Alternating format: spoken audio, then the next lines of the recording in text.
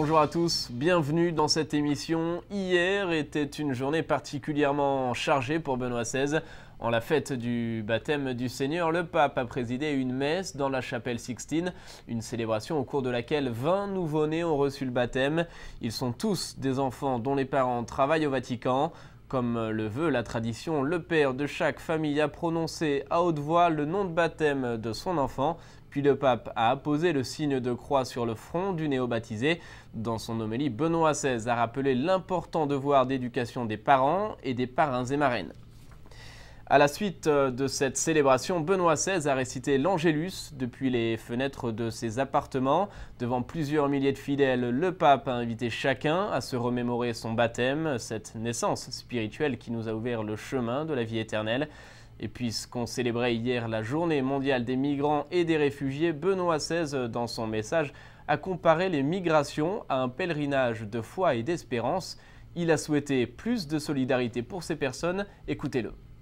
Chers pèlerins francophones, la fête du baptême de Jésus nous fait souvenir de notre baptême.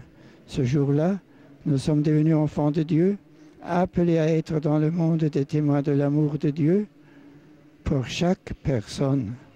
Cette mission est importante alors que nous célébrons la journée internationale des migrants et des réfugiés, que partout, ces personnes puissent être accueillies et aidées pour qu'elles aient chacune, ainsi que leurs familles, une existence digne. Comme Jésus, soyons proches de ceux qui souffrent et n'ont pas de voix pour se faire entendre. Il pénètre chaque geste de charité.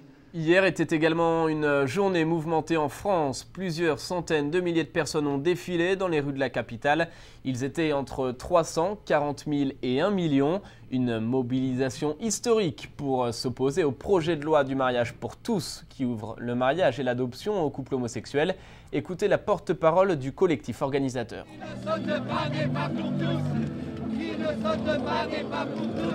agissions pour quelque chose qui nous dépasse et qu'il serait parfaitement illégitime de traiter par un vote à l'Assemblée sans que tous les Français soient informés, concernés et puissent s'exprimer. Il s'agit demain de changer véritablement la conception de l'être humain.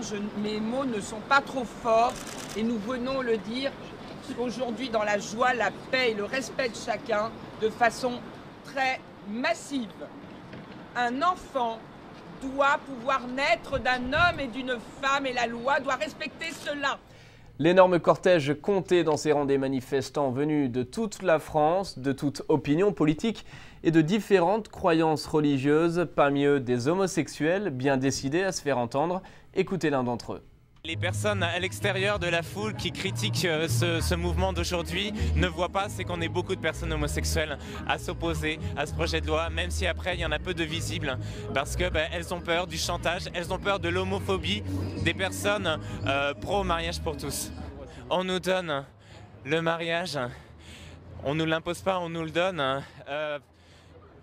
pour nous faire plaisir, alors qu'il ne correspond pas à notre réalité de couple. Il ne correspond pas non plus à notre réalité procréative, puisque le couple homosexuel, il n'intègre pas la différence des sexes et il n'est pas procréatif, alors que le mariage, c'est ce qui fonde la filiation, c'est ce qui fonde la différence des sexes. Donc on nous fait un cadeau en notre nom, mais moi c'est comme si on m'offrait un pull taillé 6 ans, même si c'est un cadeau, même si on invoque la discrimination que je subirais à ne pas pouvoir porter des pulls de 6 ans, il m'ira pas.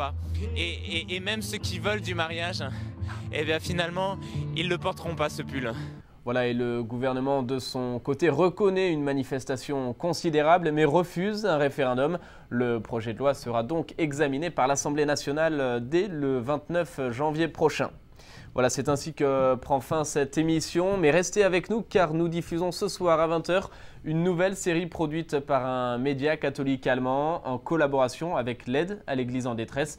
Elle présente la vie des chrétiens minoritaires dans différents pays. Pour ce premier épisode, nous irons en Terre Sainte à l'écoute des chrétiens de Bethléem. Je vous souhaite à toutes et à tous une excellente soirée.